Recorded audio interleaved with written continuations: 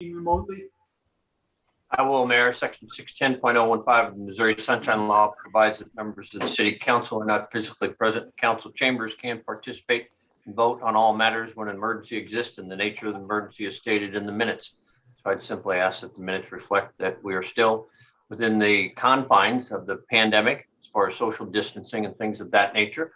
So you are meeting remotely for your own safety as well as safety of the general public. Thank you, John. First order of business is approval of our May 6th work session minutes. Is there a motion to approve? So moved. And a second? Second. All right. Any questions or comments? Seeing none, all in favor, please say aye. Aye. Aye. All opposed, say no. Motion passes. Next order of business is a discussion on the RAISE grant that was recently discussed at our work session. Russ, do you want to introduce the subject? Absolutely, Mayor. We have obviously discussed with council the opportunity that city has before it to apply for a RAISE grant. This is what was formerly called a Tiger grant and then a Build grant. These are typically large scale projects, but there is also an opportunity to do a planning grant under this funding mechanism that's available to us. We feel that, and as we discussed previously, we feel that our best opportunity here is to do a planning grant. We talked with the consultant that we have on board for Vision Zero, Alta Consulting. Alta Planning and Design is actually their official name. And discussed ways in which the city could benefit from a planning grant here, an application for a planning grant through RAISE. We discussed the consideration of trying to reconnect the southern side of the city along Fillmore, where there has been a break at the BNSF rail line for many, many years. Perhaps finding a way to allow pedestrian traffic and possibly other traffic to get across that rail line, either above, below, or at grade. And also to be able to connect neighborhoods to the south to downtown via Grants Trail, create linkages along Fillmore to the extension of Grants Trail that is planned through Horner and Schifrin, which is another consultant that we're working with. In discussing with Alta, and Bill led these discussions, and he can chime in anytime here if you'd like to clarify anything that I say. But my understanding is in discussions with Alta, they felt the best approach here is to partner with Horner and Schifrin, to use Horner and Schifrin as a sub-consultant on this particular aspect of Alta's project. And we feel that that works very well because, you know, we've got a Vision Zero process. And when you can have your consultants working together with Vision Zero and the extension of the Grants Trail into downtown, this brings a more holistic approach to the planning aspect. It can bring more public engagement, public participation. And we feel that this is just a win-win for the city to have both of these top-notch consulting firms and engineering firms working together on a project for the benefit of Kirkwood citizens. So basically, we sent out the proposal to City Council. Hopefully you've had a chance to review that. The proposal identifies roles and responsibilities and proposed scope of work for each of the entities involved, and that is Alta, Horner and Schifrin, and the City of Kirkwood, our staff, to initiate and create an application for a planning aspect or a planning study for the furtherance of active transportation from south of Big Bend through Big Bend and up Fillmore into downtown and along the linkages of the extension of Grants Trail and making sure this all works together. This meets a lot of the criteria, virtually all the criteria of the RAISE grant. We feel it has a very good chance of succeeding among those criteria because it fosters inclusivity, it fosters connectivity of really disconnected neighborhoods that currently have, when you look south of the BNSF, it's hard to get across that track currently on foot. It's not safe.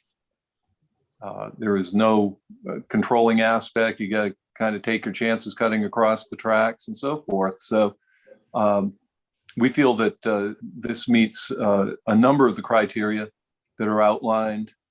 And we feel that if we can get this planning grant, it gets our foot in the door for the ultimate cherry here, which is the funding of an overall active transportation project with Grants Trail and possibly this rail crossing. So staff feels that this is a very appropriate use of Kirkwood's resources to get this underway. And we know that these types of grants also require support from legislators and so forth. And we're ready to work to gather that support from the federal side and also from our state representatives.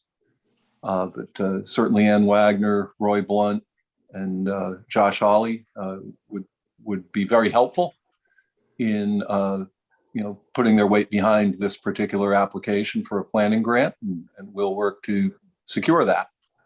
And that may involve some work from members of council or the mayor, because it tends to work best when elected officials contact elected officials. But we can certainly discuss that, and that's part of the overall application process on which we're going to be advised here by our consultants. So that's a quick rundown, and we'll be glad to answer any questions about specificity here or scope of services and so forth. Thank you, Russ. So the planning grant itself is a maximum of 150, is that it? Or is it 150? You know? Yeah. Yes, I believe it's a $150,000 max. Is that true, Bill? No, actually, the planning grant does not. You can get a planning grant from 150 all the way up to 1.5 million. Okay. So I guess the minimum of 150 then. Right. It's pretty wide open as for the dollar amount, and that's really based on the more complex project that higher planning goes.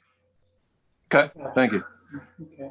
So they'll, over the next couple of months, actually not even next couple of months, they've got a short time to do this. So, it's approximately 50,000. If, the grant is not awarded, is there still information in what they do that is of help to us? Yeah, I would say absolutely. The information they pull together to produce the application is going to have worth in and of itself, should we apply for grants in the future for either of these projects. Okay. I think this would prep us for, if we didn't get the grant, this would prep us for a TAP grant or anything like that. This would give us a good background to seek other grants also for the same type of pedestrian improvement. Okay, Thank you. Do we have council questions? Kara, you're first tonight. So the grant amount we would get is TBD, right? Like basically this is just 50 grand out of our pocket up front, and then we'll kind of figure out how much grant we'll apply for. Is that kind of how I'm understanding this? That's correct. Okay. All right. That's the only question I had. Thanks, guys. Liz, you had your hand up, didn't you? Well, there were a couple things. There wasn't any kind of timeline. Is that because is it too soon for a timeline? It's got all the different responsibilities and roles, but wondering about when things are going to happen. Well, the roles and responsibilities outlined in the scope of work here are just for the application process. It doesn't have anything to do with the timeline of actual construction or of the planning aspect. This is just in the application process. And I would say that the timeline is going to be extremely condensed and concentrated because we have less than 6 weeks to get this done. Okay. And then I noticed too that it says something about local funding match. What is assembling? What is that? The local funding match? Is that? The raise grant is just like an STP grant in the aspects of that we have to come up with a match of local funds. Okay, so I think it's like a 20/80 match. So if we go further into it, we do have to come up with our share of the match funds. Okay, but that just means the city's responsible for it. We're not going out and doing fundraising. No, it would be the city's Okay. participation, that's all. Yeah, yeah. And then another thing I wondered about is one of the bullet points was providing consolidated review comments. What does that mean? Consolidated review comments? I would say take all of our comments, because we'll be going back and forth with the consultant, and then taking all the comments and consolidating them to make sure we've answered all the questions as thoroughly as possible. Okay, that's all. Those are the questions I had. Anyone, Bob, do you have anything? All right. Maggie, do you have anything? Do not. Okay. Mark, you have your hand up? Yes, one question, Bill or Russ, the $50,000, does that come directly out of the general fund? Yes. We would expect that it would. Yes. Okay, great. All right, thank you. Wallace? Mark, I was wondering if you were going to make a donation of that amount just for us to take care of. Well, if you manage. What is our estimated ballpark price for this project? All in. We don't really have an estimated ballpark price for this right now. We've talked about, $5 to $8 million for Grants Trail.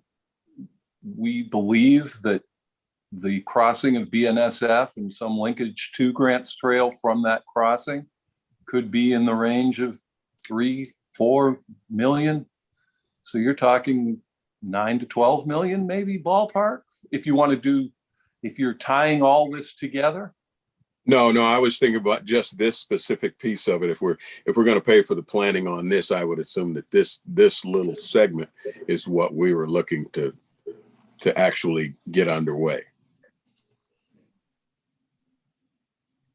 Am I incorrect with that? Well, I think it's a little more holistic than that. I think we're looking at the linkages between Alta's project and Horner and Schifrin's project, and the fact that all of these transportation corridors should not exist in silos. We really need to consider each other. Mm-hmm. Consider the best way to move people from point A to point B. So I think it's a bit more expansive than just getting across the railroad tracks. Okay, so best case scenario, if we take that big number, say 12 million, you were thinking was the outside. Is that a good guesstimate, or on the high end? Yes. So then let's say we own 20% of that. Mm-hmm. I'm just wondering how far down this trail we go. Typically I've learned over time, when Bill doesn't like something, he throws a really big number at it. And since he didn't throw a number at it, I'm assuming he's wanting to go with this one. And if we're looking at the whole thing, then we got to figure out where we're going to carve out our 20% of 12 mil. Well, I'll put my 2 cents in then. Okay, is that this grant is specific to just getting over the railroad track from Big Bend into the downtown. Okay, what we will be doing as part of this grant is talking about linking this to the Grants Trail. Okay, this planning grant does not include any aspects of the Grant Trail or the train station in it. So the cost is down on the lower end of the $3 million. Okay, so so then thinking about the neighborhood that we're talking about giving some relief to, should we be thinking about that in a more immediate sense rather than the longer range for the whole Grant Trail connectivity? That seems to be more of a long-term effort than this particular piece. I don't quite understand it, but I would say that the connection from that across the railroad track is more long-term, and they could potentially be on the same schedule with the Grants Trail, because we're going to get the funding for, if we get the raised funding, we won't actually be able to do the raised portion of the grant until probably next fiscal year. And at that time, we'll have the planning done for the Grants Trail expansion, which you possibly could approve that tonight. So there's going to be some tying up of the sequencing of the projects, okay? But they could be on close to the same timeline. But Yeah, but they can I be see. independent of each other also. Okay. Yeah, I see them as conceivably being concurrent and conceivably applying for similar funding. Mhm. You know, we could go for a raise grant for Grants Trail. We could go for a raise grant for this facility, the specifics of this facility, the crossing of BNSF, or we could go for a raise grant on both of them. I think that's all to be determined. The other thing I'll say is just I think everybody realizes, but this specific item, again, is this 50,000 is for the planning grant, right? So this is just going to be to get us to request to submit the application so that raise funds could fund the plan that would ultimately then get rolled into these other opportunities for funding that Bill and Russ have been talking about. So That's correct. I just want to make sure, Councilmember Ward, that your question was about, if your question was about the budget for the construction or the budget, because the plan itself, right? Well, I still don't have a good estimate for that yet, but a lot of our plans are, the Grants Trail concept is 150 that we have, that's for that. And our other studies have been 150, 200,000 that are somewhat similar scope and scale. So, I mean, there will be funding, right, for this planning project that has to happen first before the Yeah, well, I'm just trying to think ahead. We're in a little tighter budget sequence each year, and if we're making this commitment, how soon are we going to be prepared to spend that big check for the project to actually do the work? That's a very valid concern. Okay. All right. All right. Thanks. That's it for me. Anything else from council? So basically what's before us right now is, excuse me, does council want to give Russ the authority to go ahead and execute the planning grant application process with the consultants at an estimated cost of $50,000? And if so, is there a motion to do that? Motion. So moved. All right, so we got a motion and a second. Any questions or comments on that motion? Mayor, if I could just Sure. add to that would come out of current fund balance, Okay. general fund. All right. Seeing no further questions or comments, all in favor of the motion, please say aye. Aye. Opposed, no. All right. Motion passes. So Russ, you can execute it and move forward. Very good. Thank you.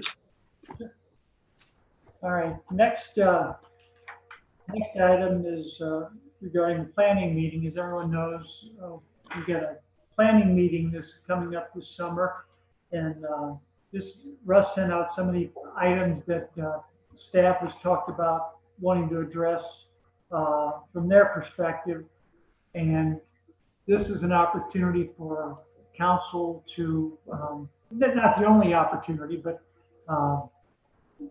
in a meetings format, let Russ know if there are any other topics that he or she would like the staff to address, so they have a little bit of time to do some preparation for it. So do we have anyone wishing to add anything to the list that Russ gave us? Kara? First, I do just want to point out that this is, I mean, I know everyone knows this, but I do like to reiterate, because I know there was some comments made when we passed the budget, but this is the beginning of the budget process, right? This is the point where the 7 of us get to put in our drives and our pushes on how we see the city spending our money. So with that being said, I would kind of like to see if we could have a discussion item again on, I guess, affordability, infill housing, like that kind of stuff. I guess that's kind of 2 different things, but I didn't see anything on here that kind of touched on that. So just wanted to see if maybe we could spend some time discussing that. I know we discussed the affordability about 2 or 3 months ago. Maybe just get some kind of update on if the staff has found anything, maybe discuss what else is out there. And that's really all I had that wasn't already covered on this list. All right. Anyone else? I'm going down my list here, Liz. I wrote down Wayfair. I just feel like, maybe we just need to have a little bit of a discussion about what's going on with that, what the policy ends up being. We might know more at that point and how it fits into what our budget is going to be. Yeah, I agree with you, Liz, 100%. That we need to determine exactly what projects to be coming in from Wayfair. We are going to have a finance update to open the planning session so that we understand the realities of the situation and what monies we have to work with in the budget year. And I will make a point that we have a discussion of Wayfair in that finance update and most updated information that we have. Great, thank you. Bob, you have anything? Yeah, first on that point, Russ, can we gather information that might be helpful projecting into the future from what we collect from, say, Amazon and that sort of thing? Because they're collecting tax now. So if we could isolate that, then it might give us some idea about projections. Yeah, we'll definitely do that because we currently have a use tax that has been successful in bringing in some monies from online sales currently. And that's one of the things that we want to make certain is that the Wayfair legislation does not negatively impact the current use tax that we have. And we've got to make sure that its application wouldn't do that. Okay, my other statement really was that I was glad to see ideas come from staff about what they're interested in having us discuss. And personally, I would like to ask that we encourage that. And even if something comes up, if we can be prepared to discuss it in time, that we take those contributions for ideas as they come in up to the time. Because I think they see a lot of things, staff sees a lot of things, including you, Russ, and others see a lot of things that maybe isn't at our kind of political level. Mm-hmm. No problem. Maggie, you have anything? Okay. Mark? Yeah, just a couple of things that I had mentioned before. I think it might be important, especially with the upcoming election in November, to talk about some of our expenditures that I've mentioned. Perhaps looking at our fleet expenditures, as well as maybe a projection of how much we're spending on consultants and some of these other items that we're getting questions from citizens about when we talk about the TDD and how we're spending the funds that we currently have. And I think getting a handle on that will, help us better explain to our citizens how we're currently spending and the reason why we're asking for that. So. All right. Wallace. Yeah, thanks, Tim. The list appears to be fairly comprehensive. My question is more one of process. We've got quite a laundry list here. One, do we plan in this planning process? Do we plan to have a facilitator there to help us work through that?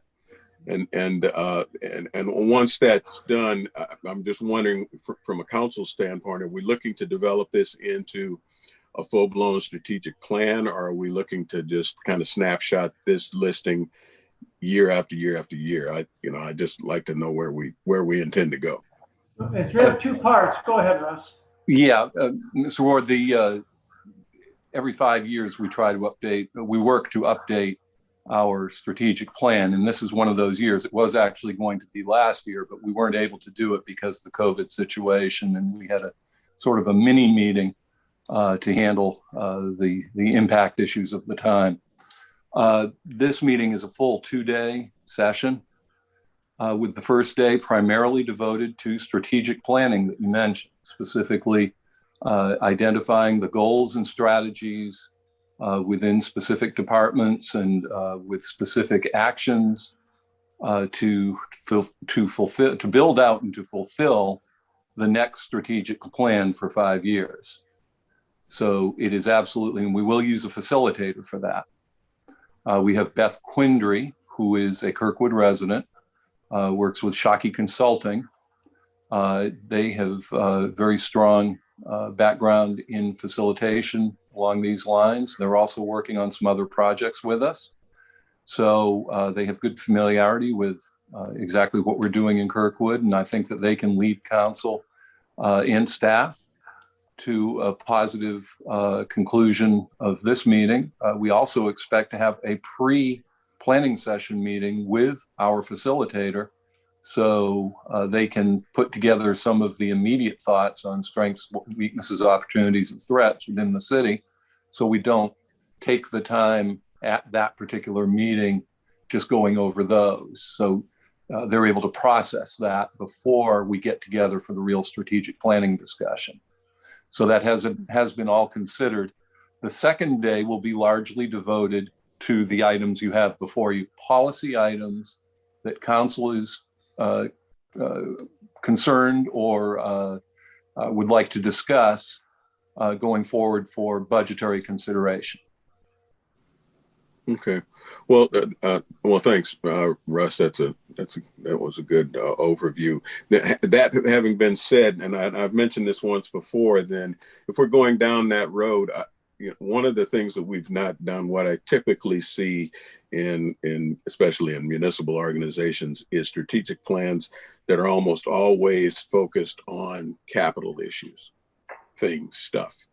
And I think we should be looking at our human resources in a strategic plan in a very big way for a number of reasons, changes in technology, changes in resources, countless reasons. But I think we should be taking an inward look with the talented people that we have and getting their input and trying to determine what will we need for them to go forward in the future to be successful in Kirkwood. I think that's fair game for the discussion. I think it'd be a great discussion to have. Okay. All right, very good. Anything else from council on this? Very good. Well, thanks for everyone's comments. Russ, you've heard them, and we can move forward accordingly. Very good. Thank you. Thank you all. Now we need to go into closed session for legal matter. Is there a motion to go into closed session? Motion. Or second? Second. Any questions or comments on the motion? All right, seeing none, roll call, please. Mayor Griffin, Yes. Councilmember Wertz, Yes. Councilmember Gibbons, Yes. Councilmember Sears, Yes. Councilmember Dewey, Yes. Councilmember Zimmer, Yes. Councilmember Ward. Yes. Okay, so now we have to get out of this Zoom meeting and ask everyone to quickly log into the next one.